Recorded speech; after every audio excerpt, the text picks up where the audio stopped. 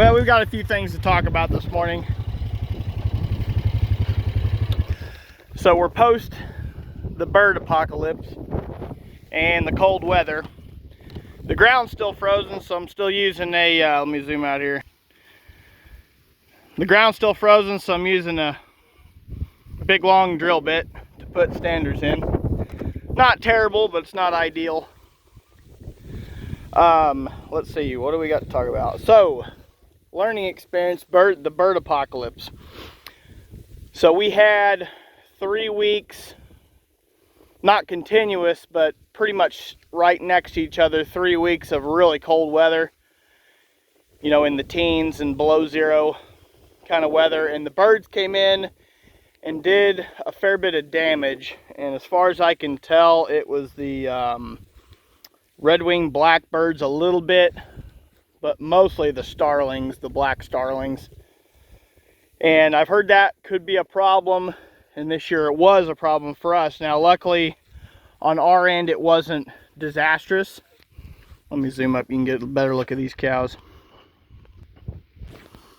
Luckily, on our end, the bird damage wasn't disastrous, but I just want to, let me show you guys what they did here. Some of these. Ooh, tripping over the ice here. So you can see, so the head looks full, but that's just the husks. All those husks in there, they are pretty much empty. Now there is some grain down here at the bottom, you can see, and then a lot of these smaller heads that are down low, they didn't get those. And so my guess is they got about at least 80% of the grain, the birds did. So that's not great. So what I want to discuss about first. So I'll discuss what I did first. So since 80% of the grain was gone, I figured that the cow days was basically cut in half. So instead of giving the cows half an acre a day, I've been giving them an acre a day.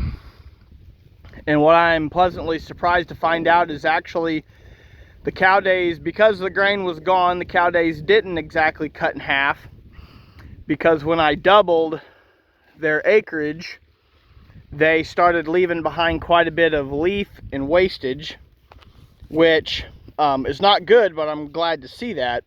That means the cows are getting enough to eat in an acre, which means we've got above, from my best calculations, we're going into over 200 cow day an acre Milo, which is better than what I thought it might be. Our goal is 400 cow day an acre, but I was hoping a lot of this would be over 200, and as we grazed it, I thought, this is probably not 200 an acre, it's probably below. But I think we are at getting into the middle of the field here, I think we are at 200 cow day an acre plus Milo, which is good to see. You know, if it had the grain on it, we'd be even better. But it's good to see that we're at least in the ballpark. So that's a silver lining. I've got free choice hay set out. You can see on the bale trailer. I kind of use that method mostly when it's muddy or when I'm feeling lazy, one of the two. It's a good way to keep the hay up off the ground. The cows can't trample it, and they don't waste near as much. And if they are hungry, they can pull hay off that trailer. So that's kind of cool. It's interesting little way to do it. So yeah, so I've touched on the bird damage, the fact that we're still 200 cow a day an acre plus on the Milo, even with most of the grain gone. So that's optimistic. Now, bird prevention.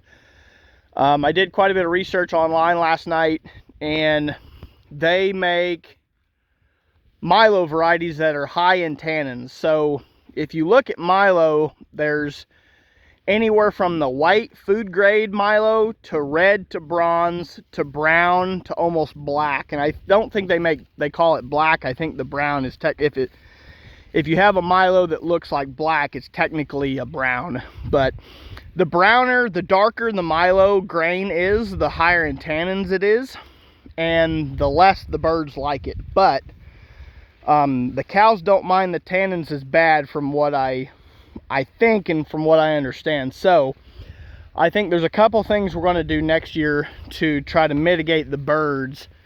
And that is, I'm gonna call around to some seed dealerships, and see if I can find some high tannin Milo, some darker colored Milo.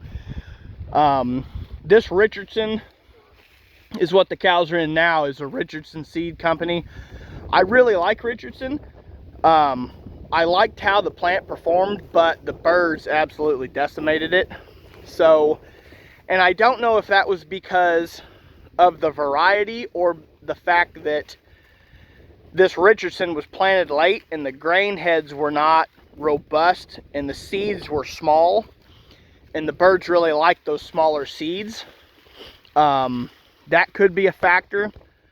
I'll have to call Richardson and see exactly this particular variety of Milo, if it's mature, if it does have enough tannins to keep the birds off of it. Because I do like the Richardson, it performed really well for us.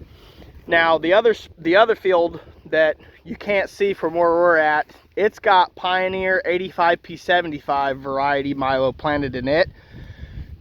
Surprisingly, the birds only ate about 20% of it in the worst parts of the field. In a lot of parts, they only ate about 10 to 15% of the grain, which I like to see. That 85P75 Pioneer variety was the Milo variety that was recommended to me by the University of Missouri Extension, Rusty Lee, there at the University of Missouri Extension. And he recommended that 85P75 Pioneer because of the head type and its resistance to birds.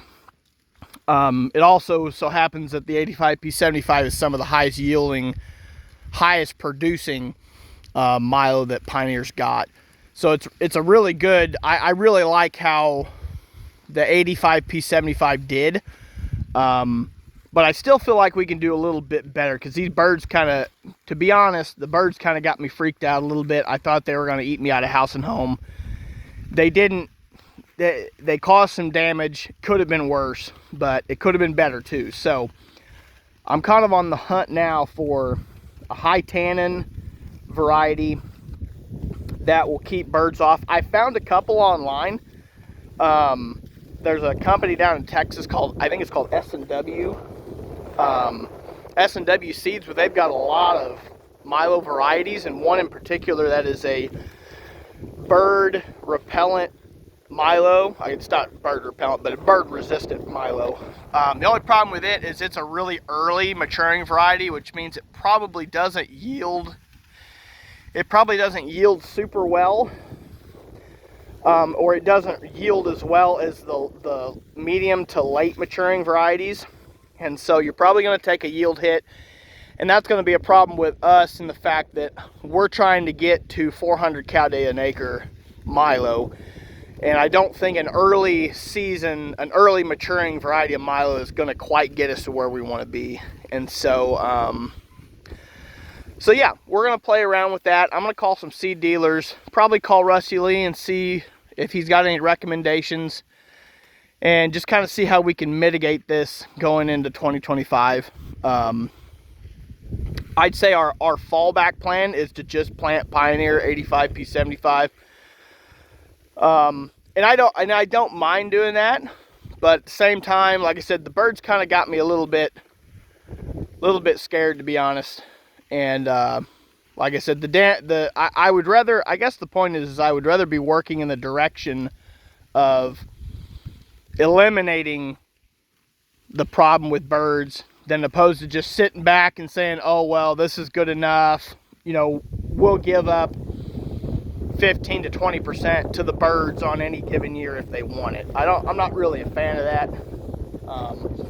So I don't know what that road's going to lead down, whether that means we're going to switch to a whole nother Milo variety, or if that means maybe we plant some of one and some of the other variety.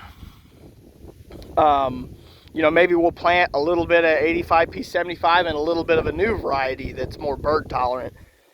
We'll just have to see how it goes. And like I said, I'm gonna call around and see what everyone thinks, see what the seed dealers say.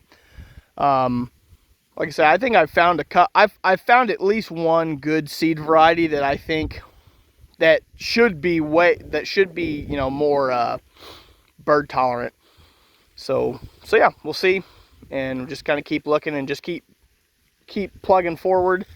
You know, I like how the Milo's going, and I know there's a lot of potential in it. We've just got to keep figuring out these problems, keep solving problems. You know, I saw guys on Facebook that there was a couple guys that had some Milo plots that they planted. I saw them on Facebook. They had the same problem. The birds came in and cleaned them out, and unfortunately, I think they're just going to give up on the Milo and they're just going to quit. And I think that's kind of sad. I wish they would, you know, go towards the direction of getting that problem solved, because I think the Milo's got a ton of potential to solve a lot of winter feeding problems, especially in the, you know, in this economy, high interest rates, high input prices. Cattle guys have got to figure out ways to cut these inputs, and Milo is I think it's a big step forward, and I think we're gonna hook into it heavy, and I think we're gonna keep doing it. I think because of cost savings, because it's better nutritionally for the cows, it's better for the ground. You know, all of this Milo you see that the cows are going to eat, it's all going to go into the dirt. It's all going to go into the ground. It's going to all be organic matter, all nutrition for next year's crop. And as the fertility builds up in these Milo fields, they're just going to keep getting better. You know, your nitrogen, phosphorus, and potassium is all being eaten right here, and it's going right back into the soil. So it's being recycled. And then also all the organic matter is going directly into the ground. We're not hauling it off. We're not chopping it for silage, for hay. We're not hauling any grain off. It's all getting eaten right here and getting put right back in the ground. So, yeah, there's too much potential in it to just say, oh, well, the birds won and, you know, we're just going to give up. So we're just going to keep plugging away at it, and we're going to see where it takes us. So I think that's enough for the day.